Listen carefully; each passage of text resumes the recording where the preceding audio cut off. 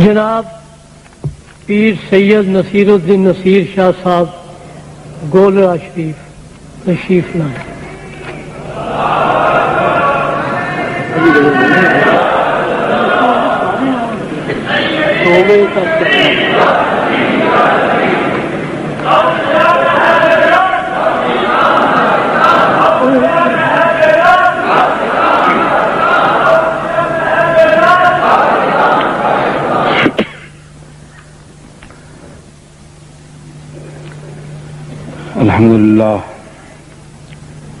الحمد لله وكفى وسلام على عباده الذين اصطفى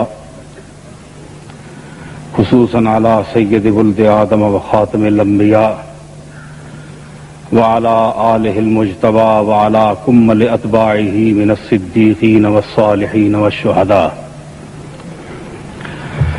أما بعد فأعوذ بالله من الشيطان الرجيم. بسم الله الرحمن الرحيم. إن الله وملائكته يصلون على النبي يا أيها الذين آمنوا صلوا عليه وسلموا تسليما.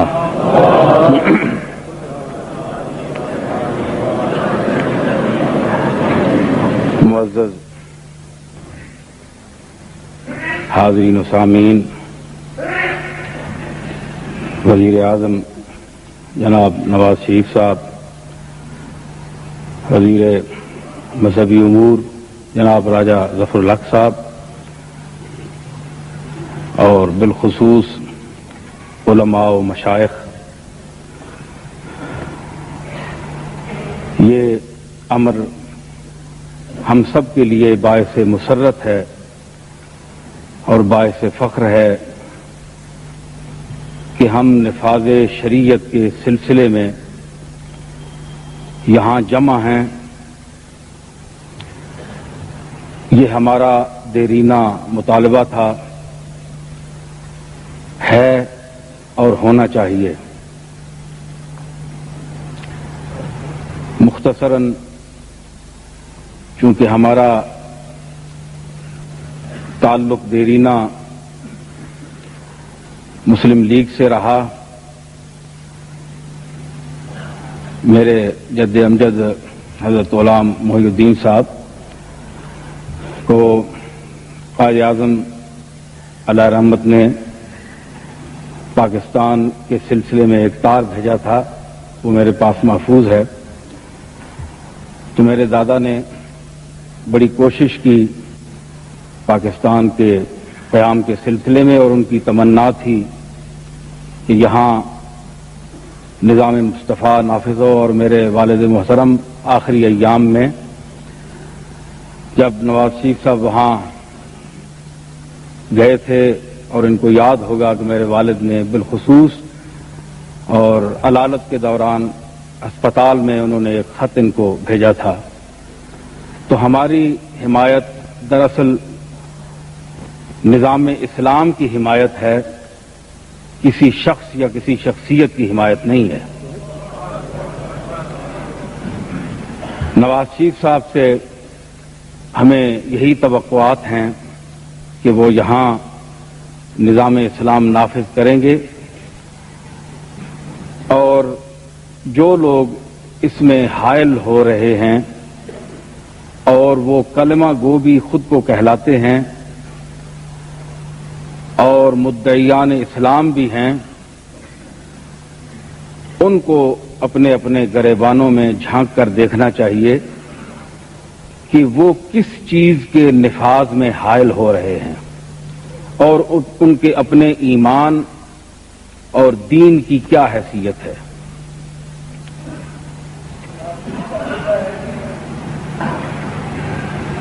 جب ہم رسالت مآب علیہ الصلوۃ والسلام کے غلام ہیں، آپ سے نسبت رکھنے والے ہیں، اللہ اور اللہ کے رسول پر ایمان رکھنے والے ہیں، تو پھر ہم کیوں جھجک محسوس کر رہے ہیں؟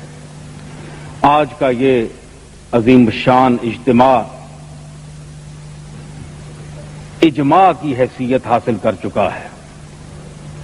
اجتماع اور اجماع، تو اجماع یہی ہے کہ یہاں شریعت مصطفیٰ نافذ ہو اور اب اس میں مزید تاخیر نہیں ہونا چاہیے۔ ایک خاص تجویز بسلسلہ اختلاف مسالک کہ مسالک کے اختلاف کے سلسلے میں جو جناب ساجد نقوی صاحب نے اور پھر مولانا اکرم صاحب نے اس کی وضاحت فرمائی، یہ ایک اہم مسئلہ ہے، بنیادی مسئلہ ہے کہ اختلاف کو کس طرح رفع کیا جائے۔ میرے خیال میں یہاں علماء کی کمی نہیں، دانشور صاحبان علم جو روایت، درایت، لغت، اصطلاح، تمام علوم کو بیک وقت جاننے والے لوگ ہیں، یہاں بکثرت پائے جاتے ہیں۔ ایک ایسی جماعت منتخب کی جائے علماء کی جو اصول دین کی حیثیت رکھتی ہیں، جو چیزیں، جو احکام، جو متفق علیہ ہیں مسائل، ان پر تو کسی کو اختلاف ہی نہیں، جو فروعی مسائل ہیں ان پر بھی اگر کوئی شخص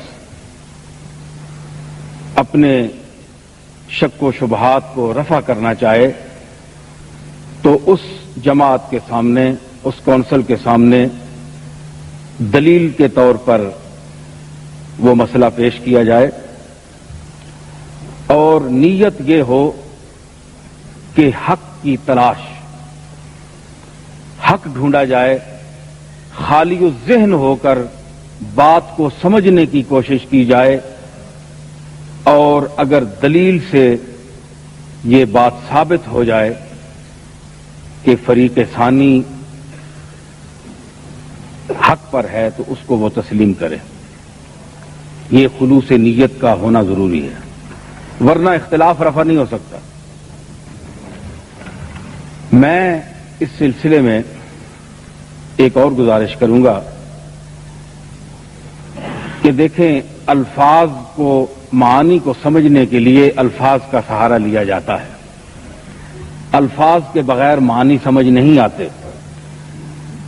تو الفاظ کس محل میں، کن کن مقامات میں، سیاق و سباق کے اعتبار سے کن معانی میں ایک ہی لفظ دوسرے معنی میں استعمال ہوتا ہے، مترادفات ہیں، تو یہ علماء پر واضح ہیں، یہ چیزیں کتابوں میں موجود ہیں۔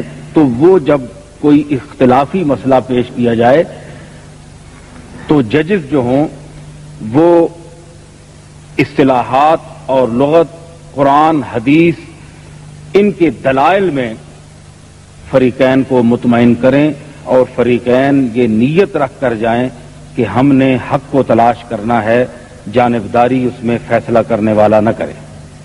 یہ ایک اختلاف کے رفع کرنے کی مؤثر صورت ہو سکتی ہے، جیسے کہ مولانا اکرم صاحب نے بھی فرمایا کہ مفہوم کی وضاحت کے لیے، اور نقوی صاحب نے بھی فرمایا کہ مفہوم کی وضاحت کیسے کی جائے گی۔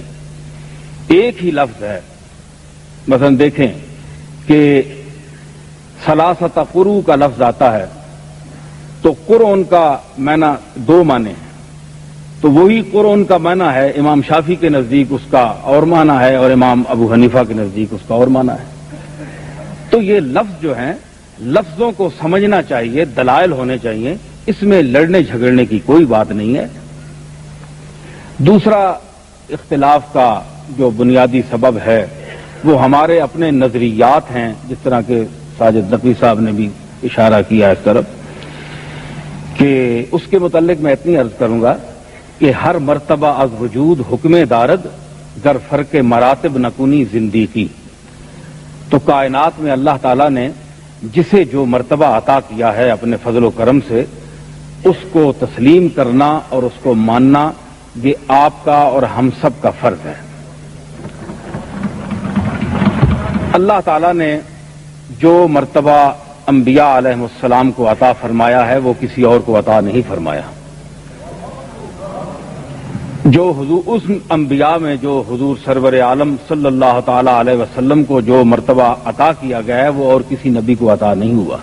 اسی طرح حضور علیہ الصلوۃ والسلام کے اہل بیت کرام، حضور کی اولاد حضرت فاطمہ الزہرا اور آپ کی اولاد ساری، وہ ہمارے لیے باعث عزت و باعث تکریم ہیں، ہم ان کے غلام ہیں. اسی طرح حضور علیہ الصلوۃ والسلام کے تمام صحابہ، ہم ان کے بھی غلام ہیں. یہ جو بنیادی اختلاف کی وجہ ہیں یہ چیزیں ہیں، اس میں اختلاف کوئی نہیں ہے. اور تمام صوفیاء جس مسلک کے بھی ہیں، تمام کامل صوفیاء، جعلی لوگ نہیں، کامل صوفیاء، ان کے ہم متبع ہیں، ان کو ہم ماننے والے ہیں. اس لیے مانتے ہیں وہ مقصود بالذات نہیں ہے، مقصود بالذات صرف اللہ تعالیٰ ہے.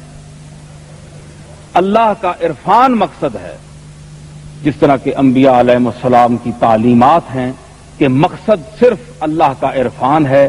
حضور نے فرمایا کہ ما عرفنا کا حق کا معرفت کا وما عبدنا کا حق کا عبادت. تو اللہ تعالیٰ کا عرفان مقصد تخلیق انسان ہے، وہ انبیاء کے ذریعے سے حاصل ہوا، تو ہمارا مقصد اللہ تعالیٰ کا عرفان ہوا جیسا کہ انبیاء کا. لیکن انبیاء کا احترام اپنی جگہ ہے، وہ مسلم چیز ہے. اسی طرح صحابہ کرام، اہل بیت اعظام اور صوفیاء کرام مقصود بالذات نہیں ہیں، یہ منزل نہیں ہیں، یہ سب نشان منزل ہیں. جو لوگ انہیں منزل سمجھ جاتے ہیں پھر اختلاف شروع ہو جاتا ہے. منزل نہیں ہے، منزل اللہ تعالیٰ کی ذات ہے، اور اس کے بعد جو محترم اور عظیم شخصیت ہے، ذات ہے، وہ حضور علیہ الصلوۃ والسلام کی ذات ہے. تو ہم ان کا احترام ضرور کرتے ہیں، لیکن شریعت کے دائرے میں رہ کر، اس سے زیادہ نہیں، کیونکہ ان کی اپنی تعلیمات بھی یہی ہیں. تو یہ تمام مبادیات ہیں، ایسی چیزیں ہیں جہاں سے اختلافات اٹھتے ہیں. علماء کرام کا کردار ایسا ہونا چاہیے، مشائخ اعظام کا کردار ایسا ہونا چاہیے کہ وہ اختلافات کو ختم کریں. یہ فرقہ وارانہ فسادات اور یہ فرقہ واریت جو ہے، ذہنوں میں الجھاؤ پیدا کرنا، اپنے اپنے مسلک کو لے کر بیٹھ جانا اور کہنا کہ یہی صحیح ہے دوسرا غلط ہے، یہ غلط بات ہے. اس لیے کہ آپ جب دروازہ کھولیں گے اپنے آپ پر حق سننے کا، حق سننے اور تنقید کا، تنقید کے لیے بڑا حوصلہ چاہیے. تنقید کرنا تو بہت آسان ہے، لیکن تنقید سننا بہت مشکل ہے. تو یہ وسعت پیدا کریں علماء بھی، مشائخ بھی. اگر کوئی شخص کسی بڑے سے بڑے آدمی کو بھی روکتا ہے، ٹوکتا ہے، تو وہ دیکھے کہ یہ بات صحیح کر رہا ہے یا نہیں. اگر صحیح کر رہا ہے تو پھر اس کو وہ تسلیم کرے اور سمجھے، اور اگر وہ غلط بات ہے تو دلائل سے رد کرے، اور دلیل بھی مضبوط ہو، قرآن مجید سے ہو، عقلی ہو یا نقلی. جمعہ کی تعطیل کے لیے بھی ہم گزارش کریں گے کہ جمعہ ٹھکانے سے لوگ نہیں پڑھ سکتے، ذہن میں الجھاؤ ہوتا ہے، اطمینان ہو، لوگ نماز پڑھیں. اس لیے کم از کم یہ تعطیل کا ہونا، اس تعطیل کا ہونا ضروری ہے. علاوہ عظیم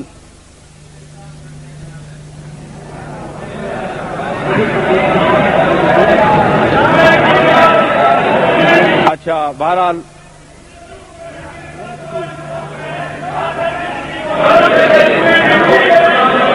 بہرحال دیکھیں، آپ بات سنیں. چلو بات آرام سے سنیں نا، معقول مجمع ہے، آرام سے حوصلے سے سنیں بات. اچھا، اس کے بعد یہ ہے کہ ٹی وی پر، ٹیلی ویژن پر جو فحاشی ہے، ایسے پروگرام جو شریعت کے خلاف ہیں، اسلامی اقدار کے خلاف ہیں، ان کو بند کرنا چاہیے. اور جیسا کہ ہمارے علماء نے پہلے بھی کہا اور مولانا اکرم صاحب نے بڑی اچھی گفتگو کی کہ اس میں وہ مناظر جو مثبت ہیں وہ نہیں دکھائے جاتے، منفی مناظر دکھائے جاتے ہیں. تو وہ چیزیں جو دین کی طرف رغبت جن سے پیدا ہو، وہ چیزیں، وہ ڈرامے، وہ باتیں پیش کی جائیں. اور علماء کے مباحث علمی بحثیں ہوں دلائل کی بنا پر، تاکہ لوگوں کے علم میں اضافہ ہو. فضول قسم کی ڈرامے، فضول قسم کی باتیں سامنے آتی ہیں. اگر علمی باتیں سامنے آئیں، قرآن مجید اور احادیث مبارکہ کے الفاظ اور ان چیزوں پر گفتگو ہو تو یہ عامت الناس کو فائدہ ہوگا. آخر میں جناب وزیر اعظم پاکستان نواز شریف صاحب کو مبارکباد دوں گا کہ انہوں نے اس اقدام سے پوری ملک کو، پوری قوم کو خوش کیا، اور اس قوم اور ملت کی خوشی کے علاوہ اللہ اور رسول کو خوش کیا، کیونکہ اللہ اور رسول کی خوشنودی سب سے مقدم ہے. اللہ تعالیٰ ان کو توفیق دے کہ یہ کلی طور پر اسے نافذ کریں اور جو چیز اس میں، جو عوارض اس میں حائل ہوں ان کو دور کریں. ایک ربائی میں پیش کروں گا قرآن مجید کے حوالے سے کہ وہ آیت لکھی ہے وَلِلَّهِ عَاقِبَةُ الْأُمُورِ، اس کے تحت میں نے ایک ربائی کہی کہ رہنا ہے اسی کو ما سوا ہالک ہے، رہنا ہے اسی کو ما سوا ہالک ہے، یہ راز عیاں ہے اس پہ جو سالک ہے. آغاز تھا میرے بس میں سو میں نے کیا، انجام کا غم نہیں خدا مالک ہے.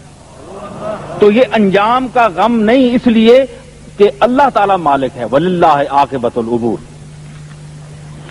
اور نظام مصطفیٰ کے سلسلے میں کہ لا تبدیل لکلمات اللہ، کہ اللہ کے کلمات میں تبدیلی ممکن نہیں. تو جو قوتیں فساد پیدا کرنا چاہتی ہیں اور حائل ہو رہی ہیں ان کے متعلق عرض کیا میں نے کہ چل جادہ مصطفیٰ پہ گمراہ نہ بن، چل جادہ مصطفیٰ پہ گمراہ نہ بن، محتاج ہے خلقتن شہنشاہ نہ بن. چل جادہ مصطفیٰ پہ گمراہ نہ بن، محتاج ہے خلقتن شہنشاہ نہ بن. آئین شریعت میں نہ لا تبدیلی، آئین شریعت میں نہ لا تبدیلی، تو بندہ اللہ بن، اللہ نہ بن. تو اللہ نہ بن، اللہ کا بندہ بن، کیونکہ لا تبدیل لکلمات اللہ، اللہ کے کلام. دیکھیں حدیث میں اختلاف ہو سکتا ہے کہ یہ 36 اقسام میں سے کس درجے کی حدیث ہے، لیکن قرآن مجید کی کسی آیت میں اختلاف نہیں ہو سکتا. تو جب اصول آپ کے پاس، ہمارے پاس موجود ہیں تو ہم اس سے کیوں انحراف کریں. دوسری اور اہم بات کہ ذاتی ہے ان العزت للہ جمیعا، کہ ذاتی ہے نصیر صرف رب کی عزت، ذاتی ہے نصیر صرف رب کی عزت، دولت کی نہ خون اور نسب کی عزت. ہو پیر کہ مولوی ہو یا لیڈر ہو، ہو پیر کہ مولوی ہو یا لیڈر ہو، وابستہ شریعت سے ہے سب کی عزت. ہو پیر کہ مولوی ہو یا لیڈر ہو، وابستہ شریعت سے ہے سب کی عزت. اور نواز شریف صاحب کی خوشامد نہیں ہے، خوشامد کرنے کا میں عادی بھی نہیں ہوں، ہمارے ہاں خوشامد نہیں ہوتی. اور اللہ کرے کہ ہمارے مشائخ کے یہ جو خانقاہیں ہیں جو اب رہ گئی ہیں ان میں یہ چیز نہ رہے، وہ اپنے اسلاف کے طریقوں پر. سیال شریف کے ہمارے حضرت خواجہ حمید الدین صاحب تشریف فرما ہیں تو ہمارا ایک اپنا مسلک ہے، لیکن جو بات دین کی کر رہا ہو تو ہم اس کی نیت پر کیوں شک کریں. ہمارے پاس کیا دلیل ہے کہ نواز شریف صاحب کی نیت ٹھیک نہیں ہمارے پاس کیا دلیل ہے؟ اگر یہ امیر المومنین ان کو وقت بنانا چاہتا ہے تو ہم روکنے والے کون ہیں؟ ہمیں ان کی حمایت اس لیے چاہیے کہ یہ اللہ اور اس کے رسول کی حمایت کر رہے ہیں، اور جس دن خدا نخواستہ انہوں نے حمایت نہ کی تو سب سے پہلے ہم ان کے دشمن ہوں گے۔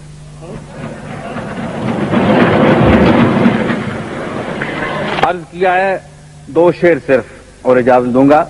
یہ اس کی دین ہے وہ جس کا انتخاب کرے، یہ اس کی دین ہے وہ جس کا انتخاب کرے، غبار راہ کو ہم دوش آفتاب کرے۔ یہ اس کی دین ہے وہ جس کا انتخاب کرے، غبار راہ کو ہم دوش آفتاب کرے۔ نصیر گوشہ نشیں کی یہی دعا ہے نواز، نصیر گوشہ نشیں کی یہی دعا ہے نواز، خدا تجھے تیرے مقصد میں کامیاب کرے۔